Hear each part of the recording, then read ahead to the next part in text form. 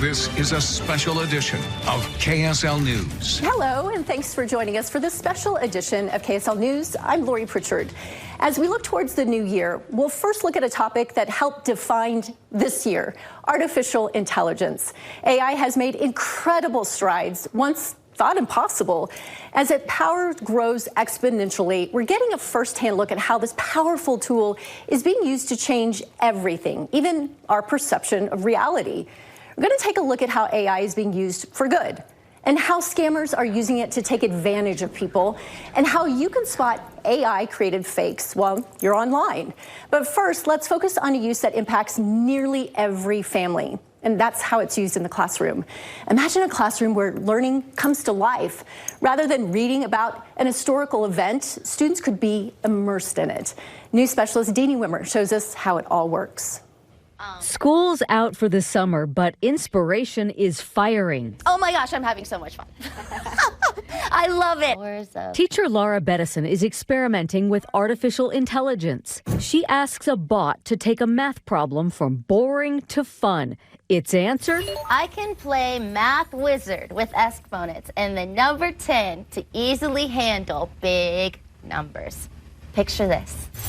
10 to the power of 2 means 10 times 10, giving you 100 in total. She says AI aced the assignment. Perfect for her fifth graders. I don't want to hear the word utilizing exponents when I'm 10. I want to hear about the Math Wizard. Mrs. Bettison also uses AI to save time on her own planning and prep.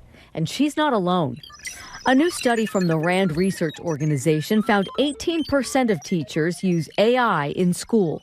The top uses? Tailoring a lesson to fit their students' levels, and generating quizzes and assignments. Even as we were here talking, she designed a math lesson in seconds that would have taken an hour. She says this technology frees her up to do what she does best, build relationships with students. Technology cannot replace the relationship that is absolutely crucial, number one vital thing before learning can happen. Her idea to use AI came from a relationship closer to home, inspired by her daughter, Mia.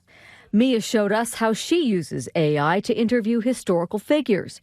Her subject today, Amelia Earhart. Well, she's really brave. Mia wants to learn more about life aboard a tiny plane. What did she eat and drink? For long flights, I packed simple, non-perishable foods like hard-boiled eggs, sandwiches, and fruit. Helping a classroom come alive in new ways as technology advances.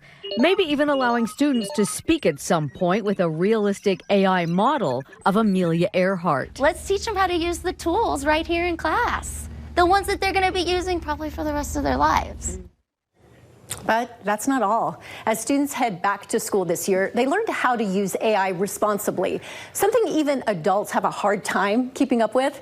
Deanie also got the chance to visit with third graders at one Utah school who were up for that challenge. What is our community going to be like in the future with AI? What are some thoughts? Raise your hand and share. What are your thoughts? Ellie? Flying cars. Imagining what could be in a world of artificial intelligence and using that power responsibly. That was the focus on the day we visited Edith Bowen Laboratory School. Learn how to use it as a tool for us, not to replace things, but we want to be the ones in charge. You keep explaining and then tell me when you've generated. I want to see. Mrs. Player is one of many Utah teachers introducing AI in their classrooms, showing students its capabilities and its weaknesses. Almost every single page had something wrong. Right? So you guys had to refine your language and what you were telling it. The AI doesn't always get it right. AI researcher Lou Lawrence says it's not just about the answers a bot gives, but also about the data it's collecting from young users. It's having that skepticism a little bit of what is it telling me, what's being collected, what are the privacy and ethical concerns from a teaching perspective, but also from the students as well. Go ahead and close your Chromebooks. These interactions between minors and tech platforms are a focal point in Washington, D.C. A package of bills before Congress would set stricter limits on companies, in part by banning targeted advertising for teenagers. It would also create a so-called eraser button to delete a child's personal information. In the meantime, Utah's guidance to schools is this: protect student privacy, and coach them to be critical consumers, experimenting but not over-relying on AI. Even writing, you can just tell it what to write. And that's a concern that they're not going to learn how to think and how to process through those things. Remember, my job is to teach you how to what? Manage yourselves. And manage the real effects of artificial intelligence. If you guys are going to be successful in the future, we got to learn technology. Well, that was Deanie Wimmer reporting. Before the back-to-school season, one district started embracing AI even earlier with the help of a Utah company. It led to a program that could be used for all ages. News specialist Kirsten Nunez shows us how those educators put AI to work in their classrooms. When I was a principal, our technological advances included changing from chalkboards to whiteboards. We've come a long way since then. Traditional teaching meets the power of artificial intelligence, a shift educators braced for when ChatGPT took over. Everyone was freaking out. What are we going to do with AI? It's coming for the devices. And what are we going to do in the classroom? A handful of trailblazing teachers from Jordan School District are key in fine-tuning AI for education. This is School AI, a company based out of Utah County that's now nationwide. We like to say it's a tutor for each student and it's a classroom aid for each teacher. Teachers like Andrew Holmes. Now, I'm not just using it to bounce ideas. I'm using it to create assignments that have analysis packed in. Here's a look at some of the AI-created assignments, replacing boring worksheets and mundane memorization in a safe and supportive way, with built-in monitoring and controls for teachers while students are chatting with a historical figure or analyzing a topic. As a teacher, I can't expect my kids to memorize every single little fact, and there's no need to. They have access to all of that in the real world and in their jobs. Hopefully what I can do is I can teach them how to use those tools a little bit better. Holmes was one of 200 teachers to give input during the School AI pilot program, and now less than a year later. We have over 2,000 teachers involved, so over 2/3 of our teachers have voluntarily decided to make AI a part of what they do in the classroom. Educators are excited to see how AI will continue to transform the classroom. I teach biology as one of my other classes, and that can be a class that's difficult to conceptualize. I look forward to being able to use AI to make my own animations. Well, we've seen some of the good uses of AI, but let's turn to the bad ones. It's easier than ever for bad actors to use artificial intelligence to create disinformation online. KSL investigator Daniela Rivera has advice from experts to help you know what's real and what's fake. And to help make things crystal clear, we've graphically labeled the AI-generated videos in this story as fake. This video is not real, and it's not from PBS News. My fellow Americans. But it looks and sounds like President Joe Biden. Many of you have said I am suffering from brain worms, or that I have applesauce for brains. This video is clearly fake because of what he's saying, but it's not always that easy to tell. In January, a robocall using Biden's voice told New Hampshire voters to not vote. It's important that you save your vote for the November election. It's a pretty egregious example of the use of generative AI to mislead or misguide voters. Alan Fuller serves as the Chief Information Officer for the state of Utah. One of the big concerns we have is deep fakes. And those deep fakes aimed at our democratic processes are happening here in Utah, too. Okay, let's cut to the chase. Just before June's primary election, this fake video used Governor Spencer Cox's face and voice to spread information that is flat out false. Utah's legislature passed a law this year requiring political campaigns that use AI in election materials to tell you. But that law didn't stop whoever is behind this video. Do you think that our current law goes far enough? I think it's a great start. I mean, it's not the most convincing deepfake I've ever seen. We asked Brandon Amaker, director of Utah Valley University's Emerging Tech Policy Lab, how you can spot deep fakes as you scroll. He immediately pointed out the video's bland background. For AI, it is very difficult to imitate complex environments. He also notes the fake governor's torso doesn't move naturally with his head. And look what happens when we pause the video and examine a single frame. Never met a human being that blinks like that. Other clues? Look at the logo. Live News Live? That's not a thing. Take a look at that pin on his lapel. It looks like it was trying to be an American flag, but if you look at it closely, it's just, it's kind of a blue blotch. These are all obvious red flags, but Amaker says someone scrolling quickly might not take the time to notice or question what they see. Are you concerned that there will be videos where it's harder to tell? Absolutely. Well, it's not just disinformation you need to be on the lookout for. AI is making it easier for con men, and Americans are being ripped off now in numbers we have not seen. KSL consumer investigator Matt Gephardt shows how to keep your family from falling victim. It's now pretty easy for a scammer to make convincing calls or send convincing messages. Could that really be your bank, your family member, your boss? But if the bad guys can use AI against us, can we use it to fight back? I've never even asked these questions of ChatGPT. These are kind of fun. I took that question to Nexus IT Consultants, where owner Earl Foote agreed to help me test one popular AI program.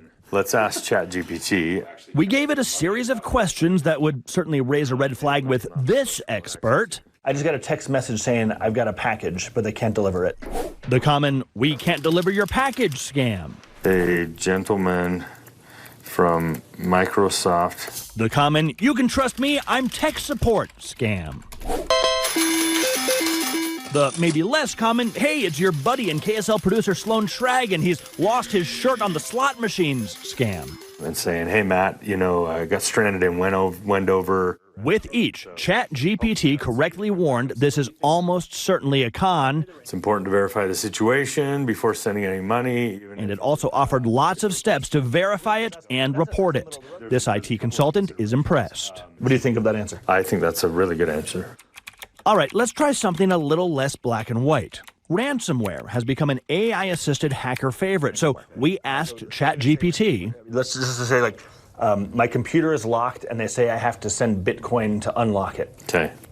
What should I do? I like the ambiguity, too. The bot's advice? Do not pay the ransom. What do you think about that? That is absolutely what the FBI recommends. The FBI says don't pay the ransom. Yep. But this also demonstrates one place where AI can fall short. There really isn't a dialogue. But if I call you and say, Earl, I'm desperate, I got to have this file. Yep. What do you say to me? So we'll assess it with you again, and the way we would approach it is, what is the data worth to you? ChatGPT did suggest that I reach out to a professional, but that suggestion was way down on the list. Earl says that would be his first immediate advice. We do have some tools, particularly for the most well-known ransomwares. We're able to decrypt those encrypted files sometimes without you paying a ransom, right? Well, now that we know how scammers are harnessing the power of AI, we'll focus on what this powerful technology can do to help make your day-to-day life a little easier. From your finances to home warranties, we'll have more next on this special edition of KSL 5 News.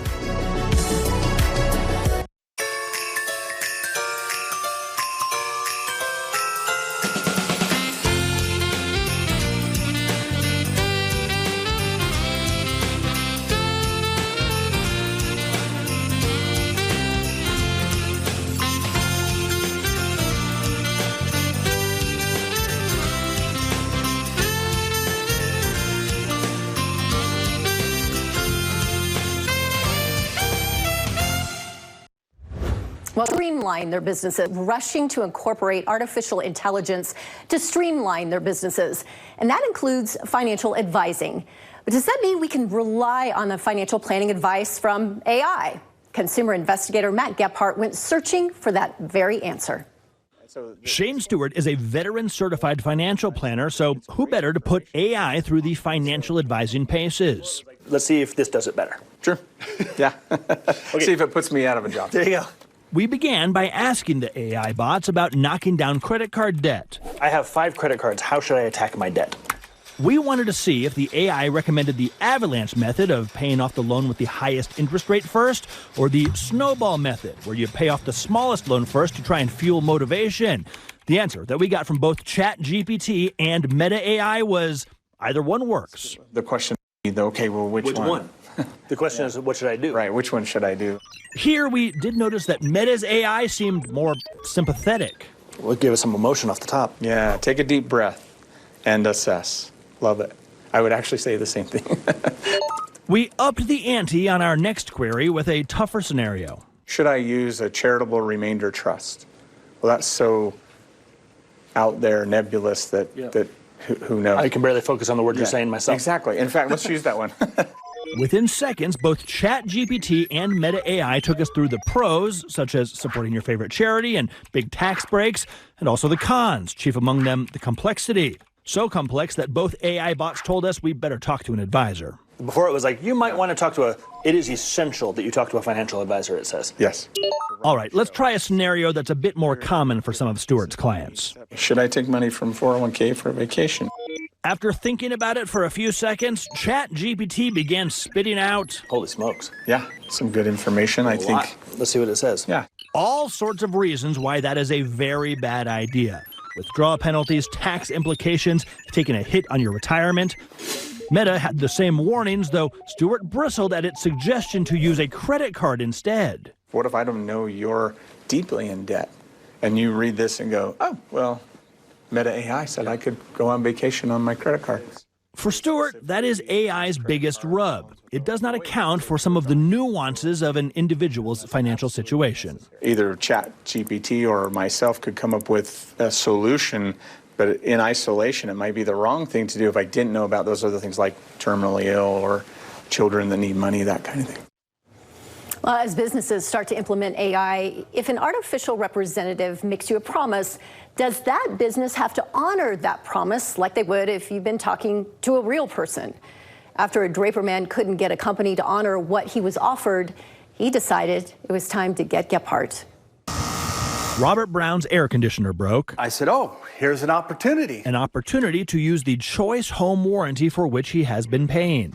So Robert paid the dispatch fee, and the warranty company sent out a technician who was able to get the unit up and running for now. But my unit is bad. Bad, the tech said. Working for now, but almost certain to fail again.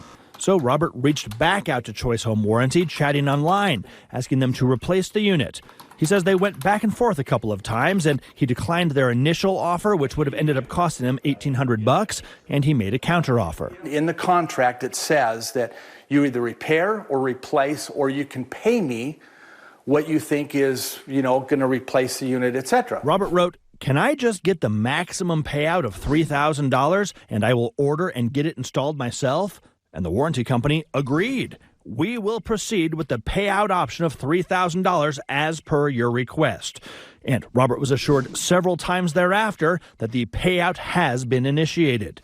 But when the payout did not show up, Robert picked up the phone and called the company, at which point he got a surprising answer. He said, you know what, we've had this AI up for about a week, and it's really confusing, and it's miscommunicating to people. Yeah, it turns out that the person with whom Robert had been chatting was not a person at all. It was a bot programmed to represent the company. Artificial intelligence that was apparently on the fritz. I said, how is that my fault? Robert says he told Choice Home Warranty that he expects them to honor what he was promised, but he says they have refused. I just don't know where to go from this, so that's where I decided, you know what, let's call Matt. He did, and I called the Utah Division of Consumer Protection to ask what the law says about all of this. A company is ultimately responsible for the things that their representatives are saying. Is a robot a representative? And a robot can be, in most circumstances, a representative of the company. Director Katie Haas says that a company trying to wriggle out of a rep's offer is nothing new, but historically they've used excuses like a rogue salesperson going off script or making offers that are impossible to honor. And while each complaint the division gets is investigated individually on its own merits, businesses, be warned. The chatbot did it is not going to be an excuse when it comes to deceptive acts and practices in the state of Utah. And Haas's advice to Robert? If they feel like they've been deceived in any way by the chatbot, maybe because the chatbot promised something that the company is not willing to honor now, they are welcome to file a report with the Division of Consumer Protection. I'm just surprised at the AI information that is here is so detailed. But in the end, no state investigation necessary for Robert. I reached out to the New Jersey-based home warranty company on his behalf. I did not hear back, but later that same day, Robert says he heard from the company that they were indeed going to be honoring the chatbot's offer after all. Well, Matt, thank you for that. Up next, artificial images so good, it looks like real food. How to spot the growing use of AI on social media when we return. food that just look our feeds at one time or another and see kind of that beautiful food that just looks so mouth-watering and it makes you want to dig in. And you're thinking, it looks just too good to be true. In some cases, it is. NBC's Maya Eaglin has that story.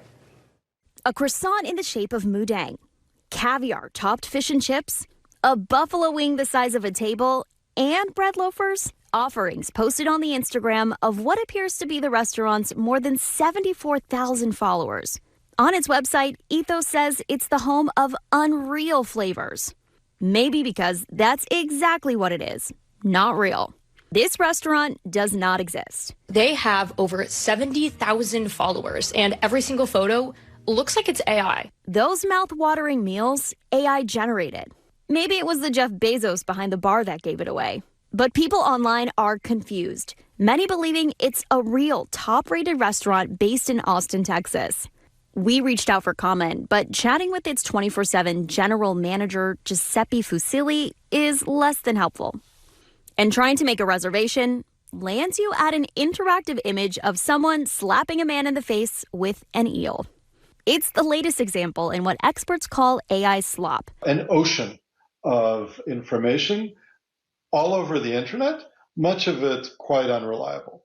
With thousands of pages on Facebook dedicated to posting AI-generated images and fooling millions of users, flooding their followers with hundreds of images, hoping to drive engagement. But why? People are hungry for attention, and it seems like they will do anything to get it. Now, sometimes it has a financial motive. You want to become an influencer. Sometimes it's just ego. While we don't know anything about the people behind Ethos, there could be consequences to so much fake imagery clogging up our searches and feeds. It's a huge challenge if we can no longer trust our eyes or our ears, right? We are coming up against a very consequential election, and we've already seen and heard all kinds of things that just aren't true. One of the best ways you can stay safe online? Stay skeptical. Whether it's a cute croissant or a political soundbite, some content on the internet is more than meets the eye.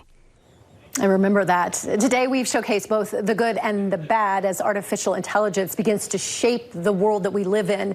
And the biggest takeaway for your family, check your sources. If a video or offer online seems too good to be true, it probably is. You can stay up to date on all of our AI coverage over on our website, KSLTV.com. But that does it for this special edition of KSL 5 News.